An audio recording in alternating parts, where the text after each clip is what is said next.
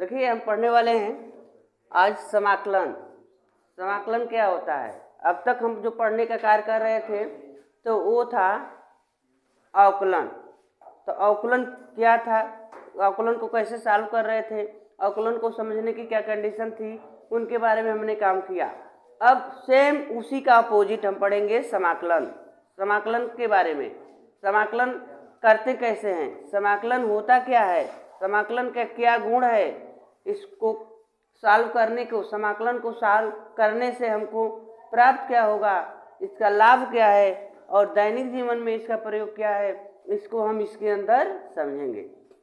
इसमें कोई भी ऐसा भाग नहीं है जो अवकलन से जुड़ा ना हो।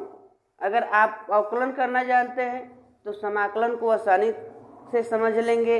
अगर अवकलन करने में आपको दिक्कत है तो समाकलन करने में दिक्कत होगी। तो हम आशा करते हैं कि आप अवकलन बढ़िया से जानते हैं और उसी के लाइन से, उसी के तहत आप समाकलन को समझ सकते हैं। ठीक है, यहाँ पर समाकलन कह रहा है, समाकलन कह रहा है कि किसी भी फलन का अगर समाकलन करते हैं, यानी किसी फलन, मान लो फलन हमारा है कैपिटल एफ एक्स, फलन एफ एक्स का अवकलन स्मॉल एफ एक्स है। किसी फलन का हम अवकलन करते हैं तो स्मॉल एफ एक्स मिलता है। तो जो फलन हमको मिल गया स्मॉल एफ एक्स, अब स्मॉल एफ एक्स का हम समाकलन करते हैं तो पुनः हमको कैपिटल एक्स मिल जाता है।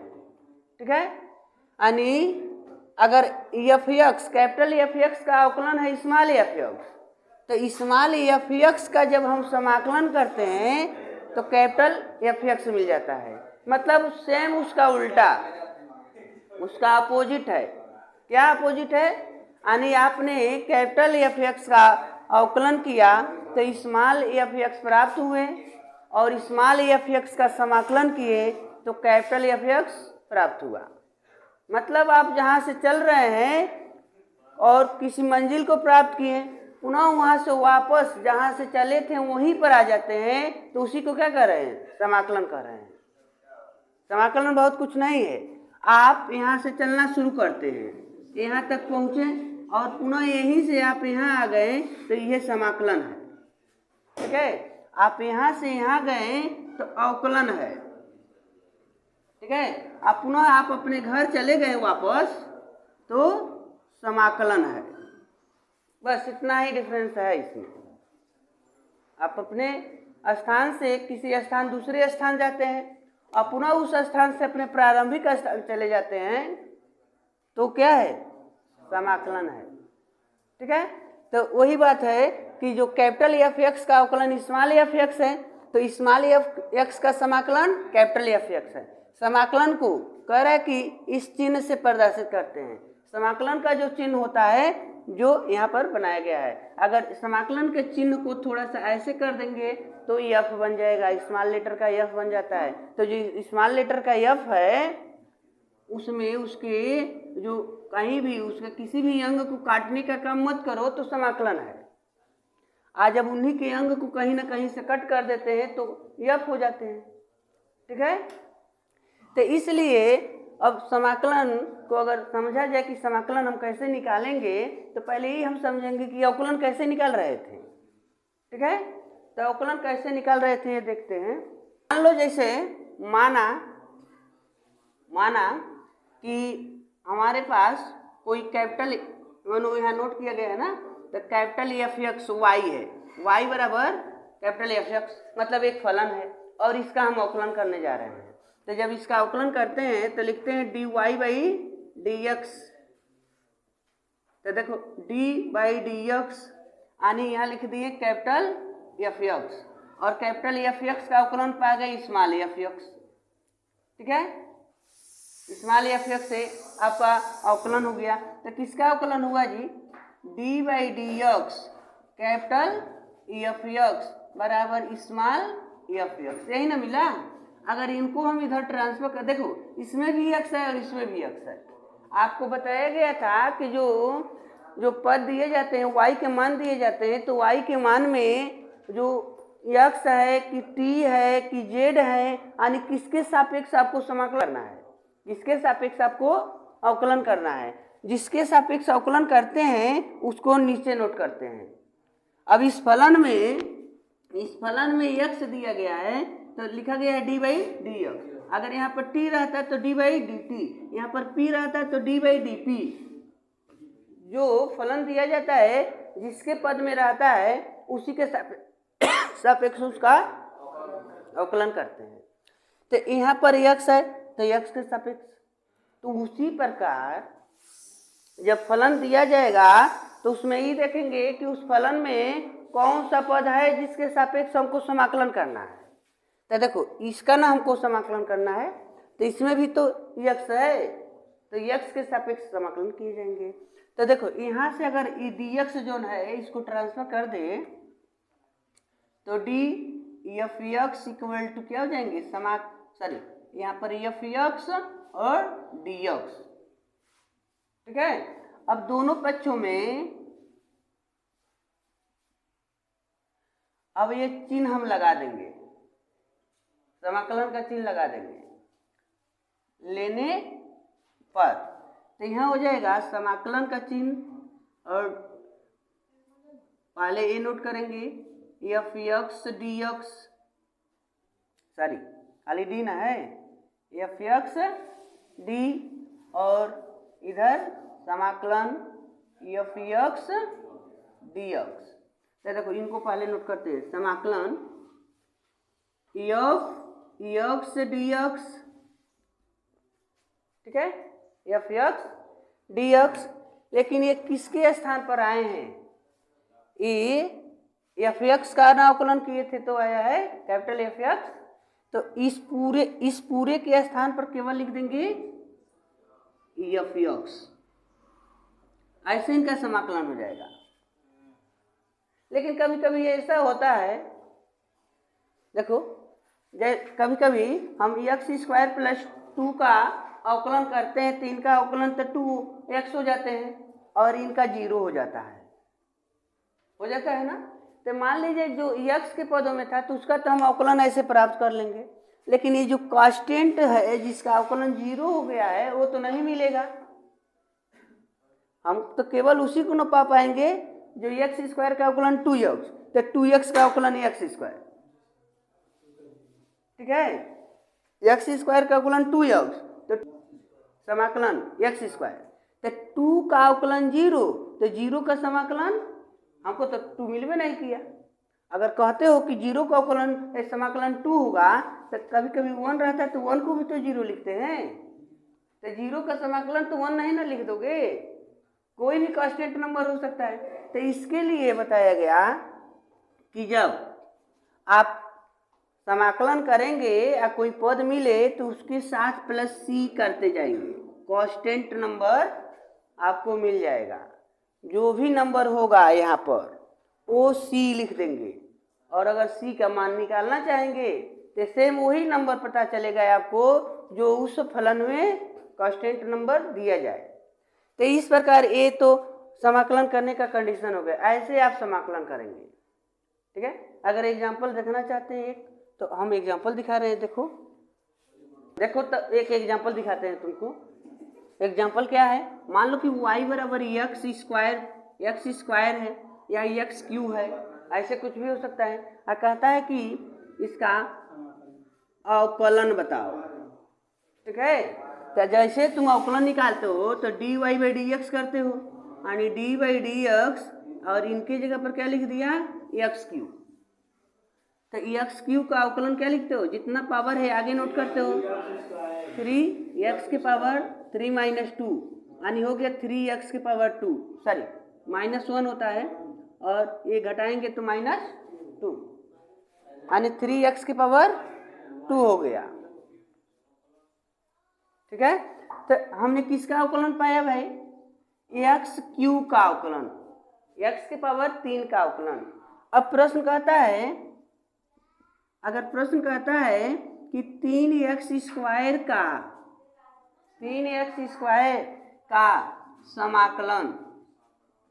समाकलन बताओ, तो क्या करेंगे, 3x स्क्वायर और एक चिन्ह लगा देंगे समाकलन का। तो 3x स्क्वायर और लिखेंगे dx। कहाँ है dx? क्योंकि x के तो पद में है। अब बताओ ये किसका अवकलन है भाई? किसका अवकलन है? किसको अवकलन किए थे तो यह मिला है 3x²। एक्स क्यू का, एक्स क्यू के तुमने क्या किया? अवकलन किया तो 3x² मिल गया। तो 3x² का समाकलन क्या हो जाएंगे?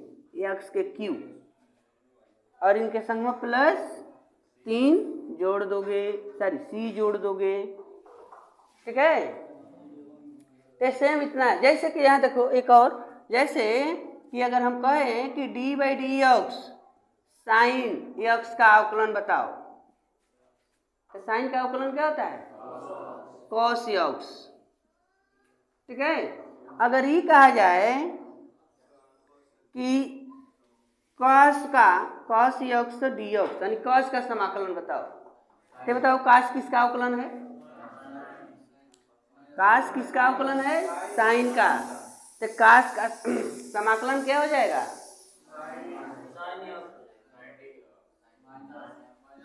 Sine x। क्या हो जाएंगे? Sine x plus c। अगर देखो d/dx cos x, d/dx cos x, तो cos x का जब हम क्या करते हैं? अवकलन करते हैं तो होता है माइनस साइन x, हाँ। लेकिन जब हम माइनस तो नहीं आता है, केवल आएगा साइन x।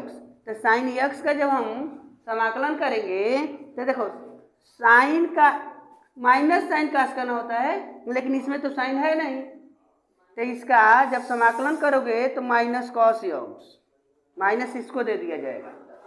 तो वैसे फार्मूला भी बनते जा रहे हैं। जब आपसे पूछा जाए कि साइन का समाकलन बताओ या cos का समाकलन बताओ, तो आप ऐसे बताएंगे, cos का समाकलन sine x plus c, cos sine का समाकलन minus cos x plus c, ठीक है। तो इस प्रकार, लेकिन ये तो ठीक है, बट यहाँ देखो ये तो हमेशा याद नहीं रहेगा कि आप ऐसे प्रश्न दे दिया जाए, ये 5x के पावर 4, तो कोई जरूरी है कि आपको याद है कि x के पावर 5 का ही अवकलन है, तो उनके लिए हमारी दिक्कत है। तो इसका आप कक्षा 11वीं में फार्मूला बताया गया था कि ये कैसे प्राप्त होते हैं अवकलन, तो ठीक उसी के सापेक्ष, उसी को देखते हुए हम कार्य करेंगे। किसी ने कहा है कि ना गम हो ना दुख हो तो क्या मजा है जीने में, ना गम हो ना सितम हो तो क्या मजा है जीने में, बड़े से बड़े तूफान थम जाते हैं अगर आग लगी हो सीने में, ठीक है। उनको तो कहने का तात्पर्य हमारा ये है कि ये बहुत आसान समाकलन है। अगर आप अपने सीने में यह भावना रखते हो कि इसको हम सीखेंगे, हम मंजिल को प्राप्त करेंगे, तो बहुत आसान है। लेकिन कब? जब आपके सीने में इसके प्रति आग लगी हो, ठीक है। तो हम यही चाहेंगे कि आप इसको इस तरीके से पढ़ें कि आप अपने मंजिल तक प्राप्त हो जाएं। अगर आप ऐसा लक्ष्य बना देते हैं कि आपको पता हो कि हमारा एग्ज़ाम इस समय है, डेट पता हो एग्ज़ाम का, और आपके पास कितने दिन है, आपको कितना सिलेबस पढ़ना है, तो उतने दिन में आप अपने सिलेबस को तैयार कर लेते हैं, तो हम आपको ये बताना चाहेंगे कि आप किसी भी मंजिल को प्राप्त कर सकते हैं। ऐसा नहीं होगा कि आप पीछे हो, ठीक है। चलिए इसको एग्जाम्पल दे। जो हम फार्मूला बना रहे थे, यहाँ पर देखना है कि अभी जनरल बात y बराबर x के पावर 2 है, तो इनका अवकलन आपको 2x मिल रहा है। तो तूने जब इसका मान लो इसका अवकलन यानी y डैश, एक बार अवकलन का मतलब डैश, तो मिल गया 2x, तो इसका समाकलन किया 2x का, तो मिल गया x² प्लस c। अब आ जाओ, ये मिला क्यों, ऐसा क्यों हुआ? यहाँ पर देखेंगे, ये बताओ इसका घात कितना है, यहाँ पर x का घात कितना है 1। इनमें क्या होता है, जब इनका अवकलन करते हैं तो इनके पावर में इसको पावर को हम आगे करते हैं, बताया गया था ना। जब d/dx करते हैं x के पावर n होता है तो n को आगे लिखते हैं और n के पावर में 1 कम कर देते हैं, ये ना फार्मूला है अवकलन करने का। तो उसी प्रकार अब इनमें अगर d/dx हो x के पावर समाकलन करते हैं x के पावर n हो और इसका हम समाकलन कर रहे हैं, तो इनमें तो जिनका पावर था उनको आगे किए और उनके पावर में 1 कम कर दिए। लेकिन इसमें क्या करेंगे, ये जितना भी पावर है उसके पावर में 1 जोड़ लेंगे और नीचे भी पावर लिख के +1 कर देंगे, प्लस ये हो गई ने समाकलन। समाकलन का ये फार्मूला है। अवकलन का जैसे जानते हो यानी x की पावर n-1, तो समाकलन का x की पावर n+1 अपान 1 प्लस n+1 प्लस c, ऐसे कर देंगे।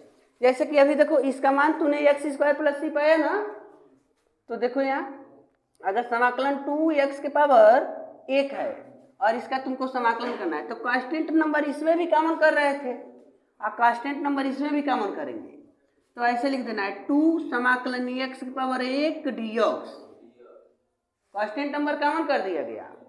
तो देखो 2 इनका समाकलन कर रहे हैं तो x की पावर 1 में 1 जोड़ लिया, n की जगह पर 1 ना है, अपान 1 + 1 कर दिया और प्लस c कर दिया, प्लस c बाद में करेंगे, ये घेरा के अंदर नहीं लेना है। अब देखो 2 x की पावर कितना हो गई ने 2 और नीचे हो गई ने 2, अब देखो 2 से 2 कट गए ना, प्लस c, तो x² + c ऐसे मिल गया। तो कोई भी प्रश्न जैसे कि एक और यहाँ देखो, अगर कह दिया जाए कि y = आपके पास 5x की पावर 4 है, इसका समाकलन बताओ, का समाकलन बताओ, तो हमको ये पता है कि x की पावर 5 का समाकलन है, बट चलो बताओ। तो समाकलन जब करेंगे 5x की पावर 4 dx, तो आप 5 को कॉमन कर दिए, ix की पावर 4 dx, तो क्या करेंगे 5 और x जो है इनमें के पावर में 1 ऐड कर दिए, नीचे भी वही पावर लिख दिए और 1 ऐड कर दिए और प्लस c कर दिए, तो क्या मिल गया 5x की पावर 5/5, देखो इनका पावर 5 और बट्टे में 5 प्लस, देखो 5 से 5 कट गया तो केवल क्या मिल गया x की पावर, ठीक है। तो इस प्रकार अगर ऐसे पद दिए जाएं तो उसका आप समाकलन निकालेंगे, यानी उसके पावर में 1 प्लस करेंगे और अपान, हाँ चलिए यहाँ जो है 5 यह, अरे यार 5 से इसका गुणांक 5 कट गया, हाँ यहाँ पर ये पावर जो 4 था +1 था तो इसको ऐड कर लिया तो कितना हो गया 5 ना होगा, तो वही तो नोट किए हैं, ठीक है। तो इस प्रकार आप सॉल्यूशन करेंगे और इसके जितने फार्मूला है उसको आपको नोट करना है। जैसे